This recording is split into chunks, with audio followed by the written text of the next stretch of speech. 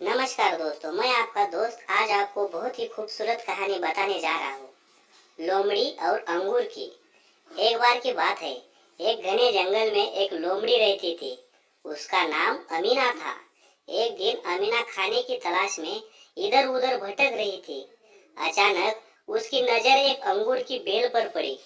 अंगूर के गुच्छे बहुत ही सुंदर और रसीले लग रहे थे। अमीना ने सोचा, अगर मैं इन अंगूरों को खा लूं तो मेरी भूख मिट जाएगी।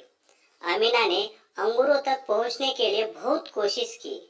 उसने ऊंचाई पर कूदने की कोशिश की, लेकिन अंगूर बहुत ऊंचे थे। उसने फिर से कोशिश की, लेकिन वह फिर से असफल रही।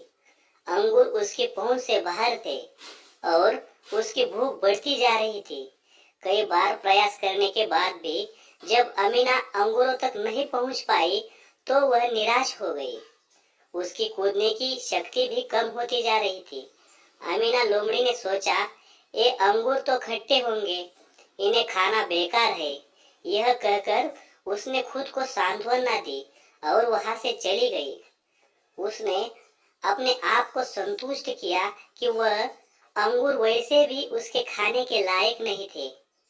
उसने अपनी कोशिश छोड़ दी और दूसरे खाने की तलाश में आगे बढ़ गई।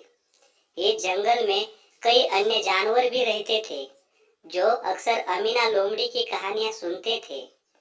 जब उन्होंने अमीना लोमड़ी से पूछा कि क्या उसने कुछ खाया, तो उसने गर्व से कहा, अंगूर खट्टे थे, मैंने उन्हें नहीं खाया।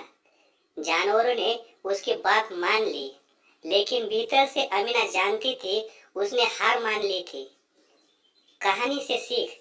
इस कहानी से हमें यह सीख मिलती है कि अगर हम किसी चीज को पाने में असफल होते हैं तो हमें यह नहीं मानना चाहिए कि वह चीज हमारे लिए बेकार है।